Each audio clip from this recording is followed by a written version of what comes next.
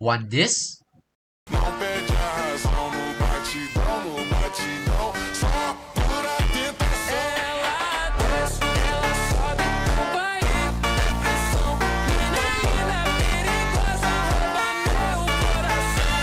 This is Hayabusa at its fullest potential. He has one of the lowest skill floors among assassins, but also one of the highest skill ceilings. Anyone can deal damage with simple combos, but consistently outplaying every situation, that requires understanding his shadows, timing, and macro decision making. Which is why in this video, I will be breaking down exactly how to do that, step by step, so that you can apply immediately in your own games.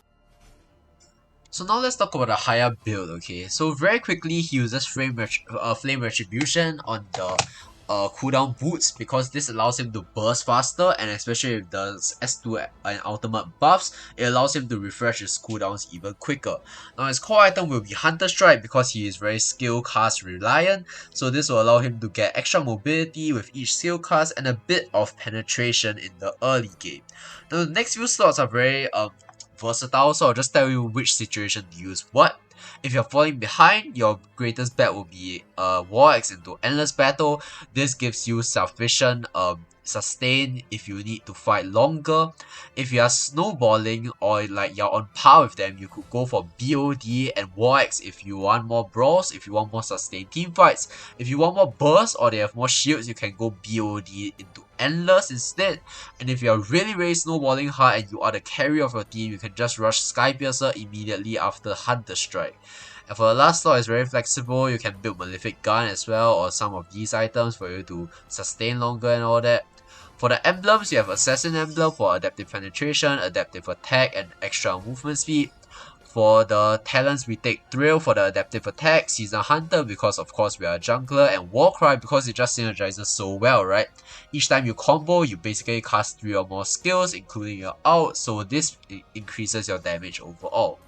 Battle Spell is Retribution because it's no debate since you're a jungler, and with that, let's hop into the video.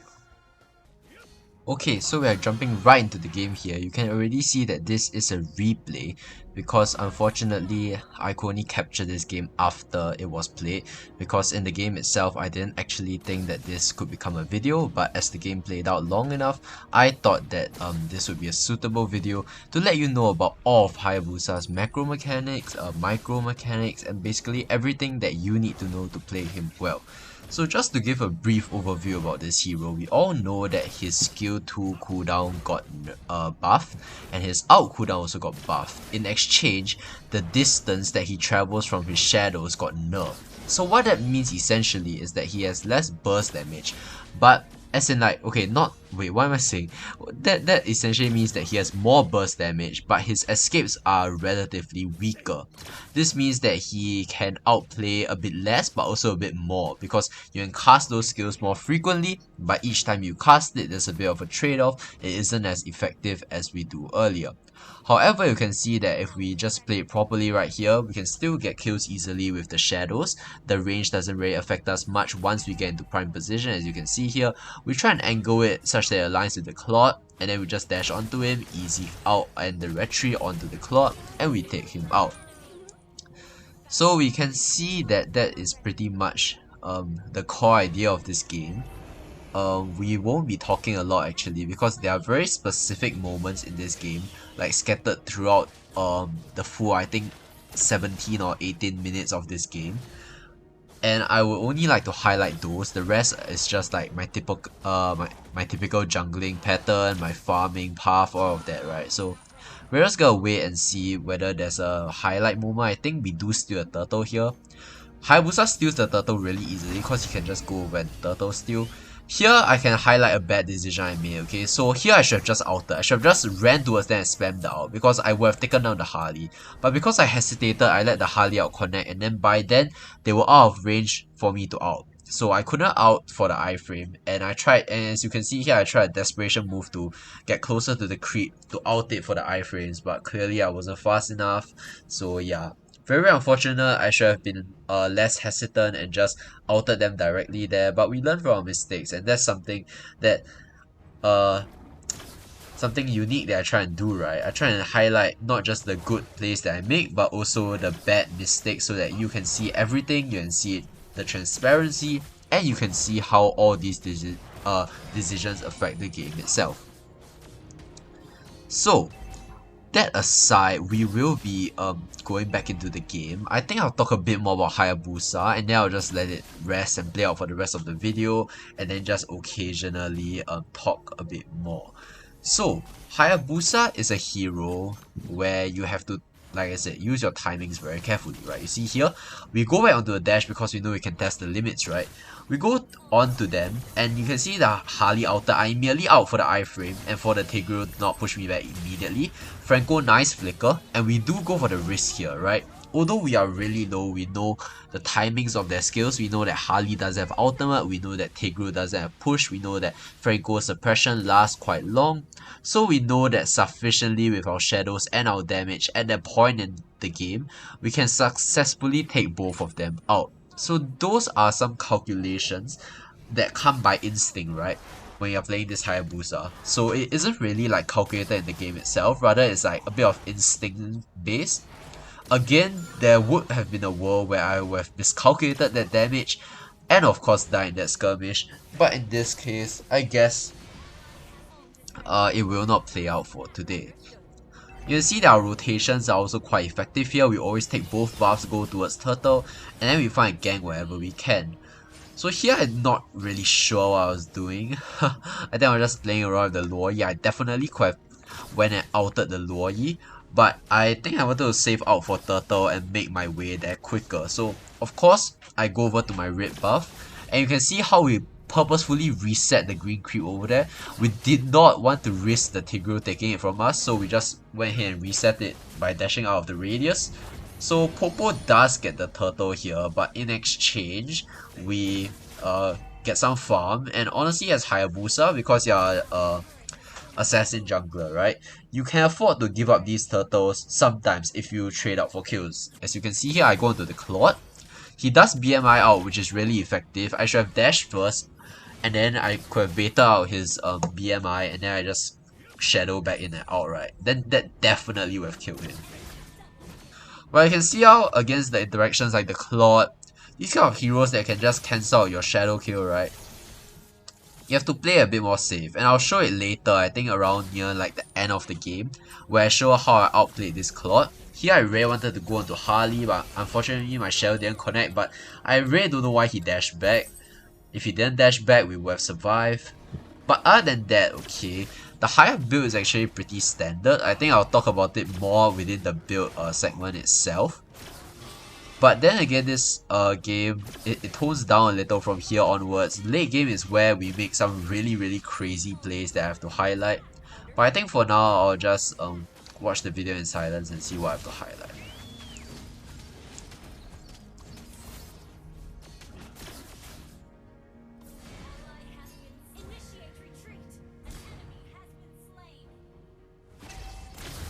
Okay, here I actually decided to out the turret because I was afraid that they would take it, and okay, if that flame shot connected, I probably would have died. But I really didn't want them to take the turret, and I calculated the risk. I knew I had my shadows and my ult to clear the wave and still escape. We delayed the turret a bit, but it will still go down because they died. So, but we at least delayed for another wave, and we allow our clean to take the turret at bottom. So it's a good trade because we trade top for bottom, right? And obviously, with my ult being able to come back so fast with the recent changes to Hayabusa, I can use my ult more freely. I can use my ult just to pressure them, to bait out a few spells, to clear the wave. And see here, even I ult this one. Very nice 13 ult just to go on top of it. And it just layers everything so well, right?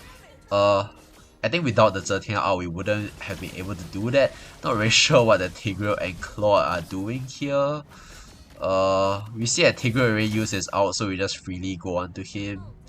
But we do decide to go back eventually.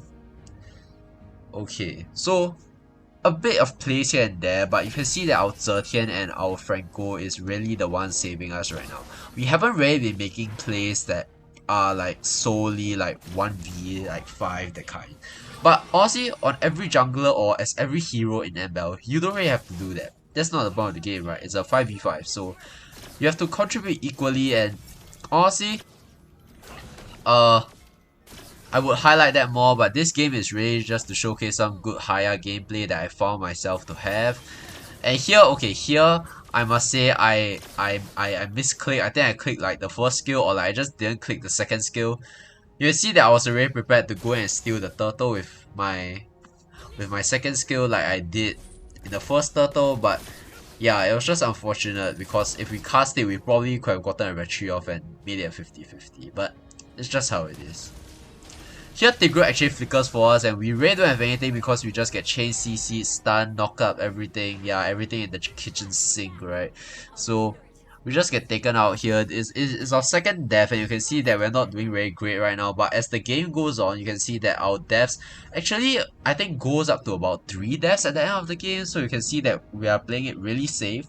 Sometimes you go for something crazy, but it's with a calculated risk that we can make it out without them like CCing me or like locking me down, right? Okay, so I'm just gonna give it a rest because when lock comes up, that's when it gets really crazy near their base. So I'm just gonna let the video play out and let you watch in peace.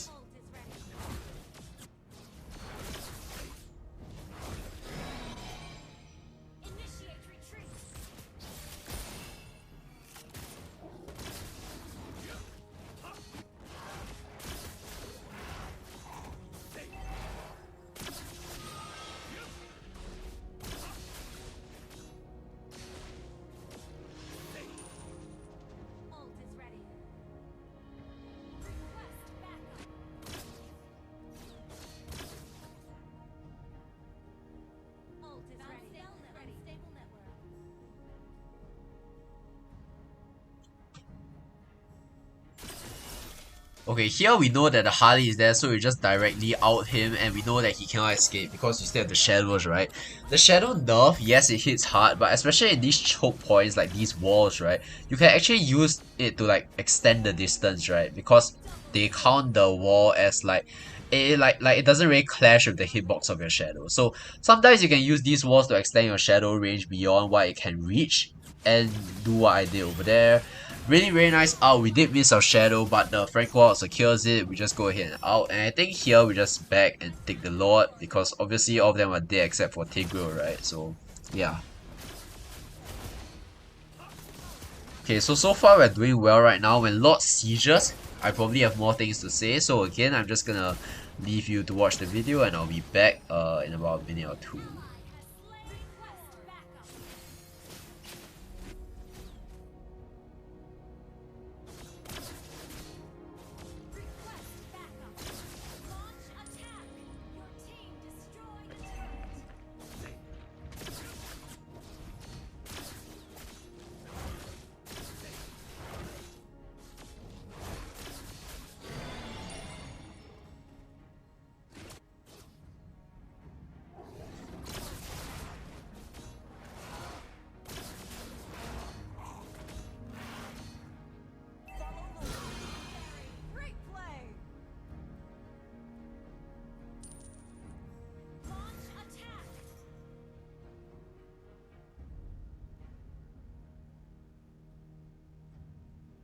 Okay, we can see that Lord is sieging in right now. We are just taking top because all like 5 of the enemy is at bot defending Lord, right? So this will be a free turret for us. I believe we can crack into the holy defense as well. And you can see that they're doing absolutely nothing about us, right? Here my idea was to go for a flank angle. I'm not really sure if I succeeded here. But we do get a holy D pop, and then we just force in mid as well. So overall a very good Lord Siege because we popped a lot of the holy Ds. And as you can see about the sparing, okay, that was a very nice Franco hook. But we use the higher out so sparingly, right? Because we know that it comes back so fast. Here I'm just playing with them a little, really nothing much to take out of except for the fact that I'm a bit like freestyling on them. But you can see that the higher out can be used like so freely, right? Because it just comes back so fast. You can see here, I go into a Claude, he has BMI. But this time, I'm not quite sure why he BMI into me. I keep committing the mistake of outing too early onto the Claude. But if he BMI back, we wouldn't have been able to get him. So at this point of the game, we're just having fun because we know that we are so ahead. And our ult is basically used as like a poke and like a bait tool right now. I'm pretty sure I get some like I'm pretty sure I just out randomly here at like some point. Yeah, I just out, try and force out some stuff maybe. And I actually do end up getting an assist over here. And we help clean secure a double, which is kind of crazy. So you can see that the out, right, like now with the shadow nerf, you don't really have to hit it every single time, especially if you are hit. If you are behind, precise targeting is very important, but at Lord Sieges like this, you can out early so that you have another out or another 2 outs after the Lord Siege when everything calms down, when the enemy team thinks that they are safe. You can just go ahead and out and then just disrupt their whole formation, right? So that is like the title of the video, the Art of Hayabusa, right? He is like I wouldn't say that his changes are nerf. In fact, I would consider them to be a bit of a buff actually. Because it's really about changing the way you play. I didn't actually believe this when I saw the patch notes. I saw people talking about how it's a playstyle change rather than a complete nerf, and I can see it now. So yeah, it took a bit of time for me to adjust to this, but once you see that we adjust to this like hit and run kind of playstyle with the out, especially when you're hit, you can do some really crazy things with it. So now we're just taking a lot, so nothing much to talk about, and I'll talk about the next play, which I believe will be the big one for this video. Yeah, see you in that.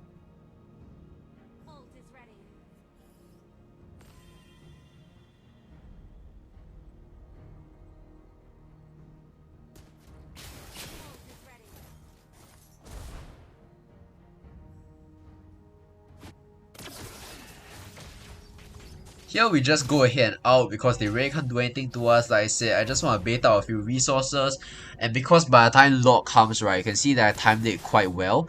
By the time Lord comes, I will have another out ready. And really applause to my teammates. Okay, as I talk about my teammates, they all fall like flies. But here is the crucial part, okay? Here's the crucial part. You can see that I left my clean to die because he was already kind of cooked, right? And then we come out here, okay? While they're distracted with Lord, we come out and we secure an easy double. Could have gotten the Luo Yi, but then we dash back just in time to get not taken out by the Claw. And then after that sequence, we have an even crazier sequence of the Claw over here, okay? If you watch the intro, I don't know if I'll include it in the intro, but I probably will. You can see what happened to this Claw here, but I'm just gonna explain what I did, okay? But just watch the play first. Quad Shadow. Dash back, immediately out. Okay, what was my rationale there? My initial Quad Shadow dash, I thought was to force out his BMI, because I learned for the past 2 times I wasn't able to kill him directly with my out because he was able to BMI. Okay, that's fine. So I decided to Quad Shadow forward and Quad Shadow back to bait him out. However, he did not BMI, so I had to change up my combo a little. I couldn't just go with the old-fashioned traditional combo. So what did I do? Instead of dashing and then pressing my S1, I S1 first then dash. Because as you know, your S1 travels with you, and as you dash, your S1 travels along the dash distance as well. So when you dash and you use S1, it actually goes into you, and then after that when you out, the damage is instant, right? Because all the shurikens go into you, but you're untargetable during that fall. So if you get what I mean, let me just break it down even simpler. It's basically, I just wanted to burst him before he gets the chance to BMI, because I know that he's timing the BMI for when I out. But the burst damage was so high that he wasn't able to react in time, and hence we were able to take him out. Here you can see we do another play like this, hoping to force out at least something here. We could have gotten set by the Tigreal, but thankfully our Franco got us in the back. Not quite sure what the Harley is doing, but you can see that our out can just be used so freely right now. As I speak, we literally already almost have our out back for the next time we try and gang. And yeah, that is basically how you play Hayabusa, guys. You really have to embrace this kind of playstyle if you're playing him right now. If you're behind, definitely still be more precise on targeting. You can see that although I go on the Koopa here, I still go ahead and out because I know that there's a chance of me getting into the back line, and I do find the Clot because our damage is just so absurd when we're so ahead, right? So here I just really wanted to end the game quickly, so we just took the Lord again with our S-Main over here. You can see that our teammates, like I said, I didn't manage to mention it earlier, but they were really holding on to this game quite well. We can see that we outed here because we just wanted that fast lord clear before the 11th second. Or 10 rather. Actually, it doesn't really matter, but 10 is more technical, I guess. So you can see that the Lord spawns right here, and we should be able to end with this Lord because the game is already about to end in another minute or so. So at the base, we just find a few more pickoffs, and that's just GG, guys. That is the game. I don't know. I just felt like when I played this game, it was really exhilarating. I saw so many um opportunities for good plays. I saw so many opportunities to make clips. I saw so many opportunities to share with y'all the decisions that I made in this game. And our Franco is really godly, guys. Look at this hook. How do you even hit that hook? And here we dash onto the Popo because you see an opening, right? Your quad shadow is an opening for you to dash onto someone and then attach onto their backline, right? You see there, I dashed onto Popo and then I just obliterated everyone in the back. But with that kill and with the base getting crumbled, that would be a GG. And that is it for the Haya game. I hope you enjoyed. Looking back, it isn't as exciting as I was playing the game. And I'm so sorry again if I couldn't show live footage. But that is the Haya game. And yeah, I hope you learned something from this video and you enjoyed this gameplay. If you enjoyed that video, do remember to give a like and subscribe and comment down below what your favorite part of this video is. Remember that this is Jared and I'm not just teaching you what works in ML, I'm teaching you why it works. See you next time.